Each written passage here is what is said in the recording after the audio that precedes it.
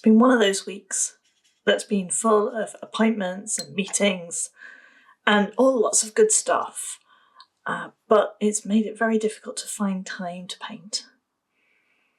So I managed to get a little while in the studio and I'm working on some lino prints. But before I got started on those, I just got my sketchbook out, turned to a blank page, and just sat down with some paints to see what would happen.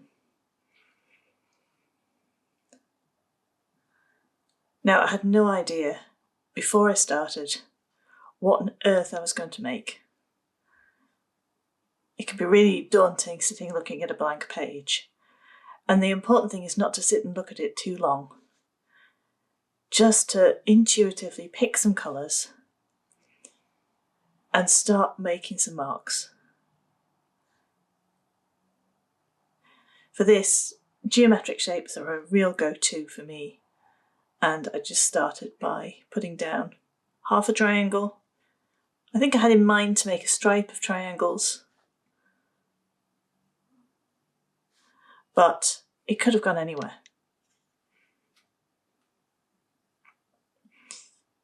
At this point, I'm starting to make decisions about what I might do in the future, where this pattern might go. I'm thinking it looks a little bit like Charlie Brown's t-shirt at the minute, but that will change as the things develop. This is all just about trusting the process, putting down one mark, then responding to it.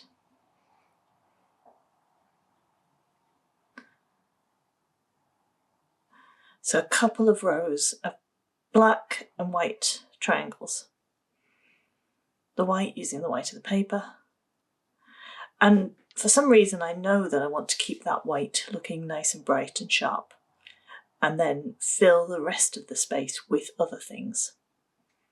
I'm not quite sure why I know that at the minute, but that's where I'm going.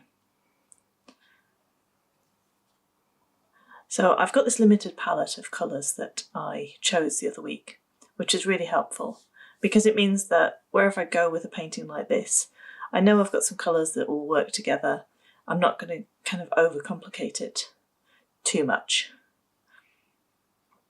I'm really liking these dark reds at the minute. And I find that I think I've come up with something that, like, I've just gone, oh, I fancy painting with dark red. And I feel like it's come out of nowhere. But it never does. And I realise that I've been looking at lots of interiors. And in the interiors, there's a real trend for dark reds and ochres, paired with sort of putty pinks. And I've looked at my palette that I've created and gone, yep, that's exactly it. That's what I've created in this selection of colours that I've put together, that I'm using for this painting. They seem to me to come from just my imagination and what I fancy working with at the minute. But I've obviously been inspired by what I'm seeing elsewhere in the world. I think there's sort of like there's quite an interesting sort of vintage circus look about it I'm quite liking. I mean, the selection of colours. And perhaps that's where the inspiration for this pattern is coming from. Although at the minute it's just geometric shapes, and all I know is I'm going to make some more of them. When I made this palette, I said that it might change, and I realised that I've been using the raw sienna, which is a really nice kind of ochre yellow colour. But I really wanted something stronger in this. I just felt like it wasn't quite enough. So I've gone back to an old favourite, quinacridone gold, and I am mixing it with some of that dark red, creating myself some lovely sort of burnt orange colours. I also felt like this page obviously needed some curves, so I've broken away from those straight-sided shapes and I've gone to some semicircles, some circles, and Domino, my dog, obviously has an opinion on this as well. Don't know if you heard a little woof in the background. Here I'm mixing up some Potter's Pink into that mix that I've created, which has a little bit of the raw sienna, a little bit of the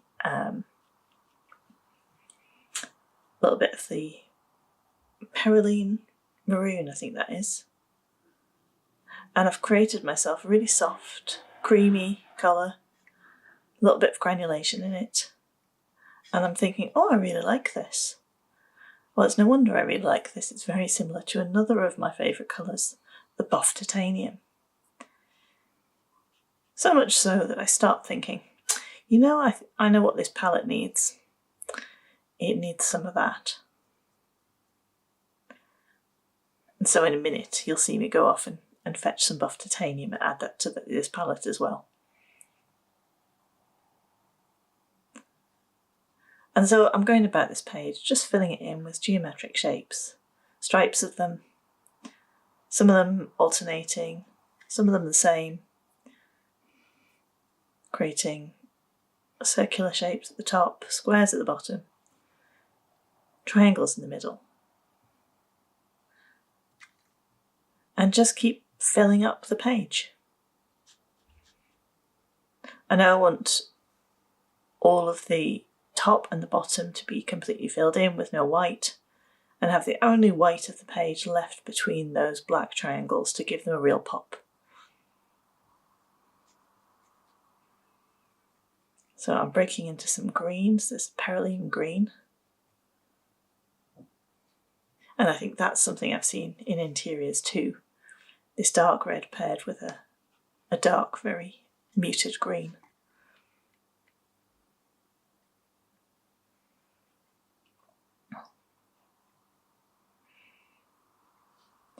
And as I go, it sort of becomes more obvious what the painting needs.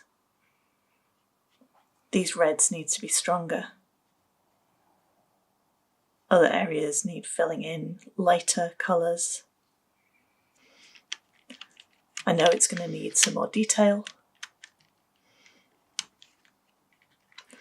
There's me making space in the palette for that buff titanium. And I'm going to use that to fill in between all of those little circles at the top.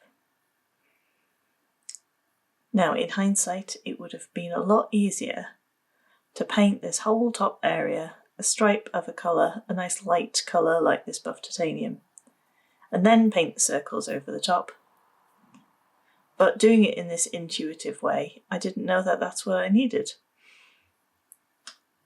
So now I'm using the point of my brush and going in very carefully in between all of those circles, just to fill in with just a touch of colour to make sure that the page in that area just isn't that stark bright white.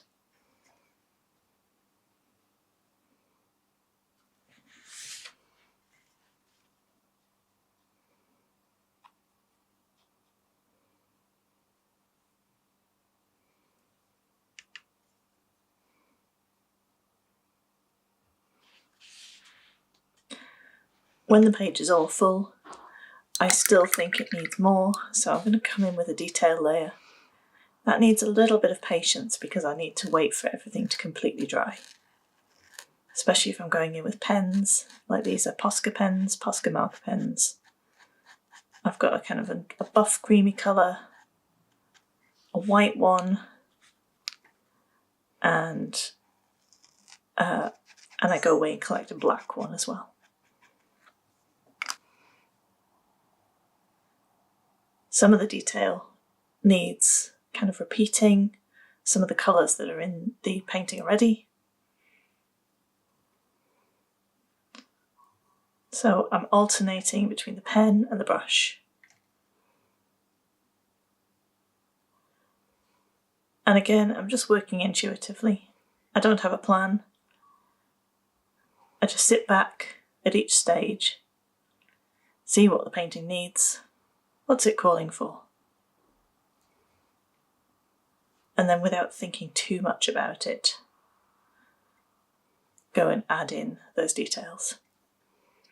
See, if I thought about it too much, I might have realised that these were going to look like licorice all sorts at the top, and I might not have done that, but I do quite like them.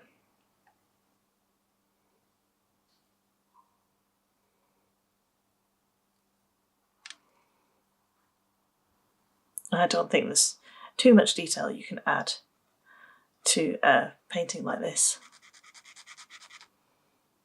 And so the process of sitting back and reflecting and taking a pen or a paintbrush and just adding in a new little section, and then adding in some detail on top of that, and maybe even some more detail on top of that. That's the thing that takes the time with these sort of projects. But that's the bit where time also sort of seems to disappear. That's the bit where you really feel like you're just present. It's just you and the sketchbook. There's nothing else going on, and all of those other meetings and expectations and appointments just sort of disappear into the background. That's one reason I find this sort of thing difficult to do if I've got lots going on, because I'm so tense and worried about missing something. If I know I've got an appointment or an alarm or a meeting or something, these really require a little bit of space. And it's not too much. It took about half an hour. It's something that I can often find in a day if I give myself the space to do it. But it does require a sort of dedication, that you're giving yourself time to play in a sketchbook, not knowing if it's going to lead to anything, not even knowing if you're going to like the result at the end of the day.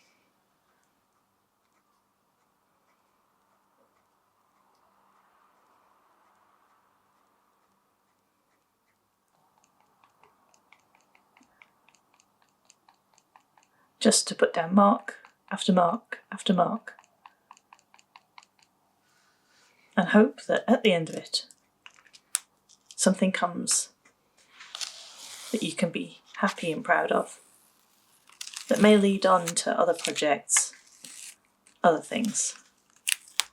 Something that teaches you about the colour, about yourself, about what you like, and gives you a starting point, a fresh view, and somewhere to move on from. So thanks for watching today. I hope you've enjoyed this. Take care, and I'll see you soon. Bye.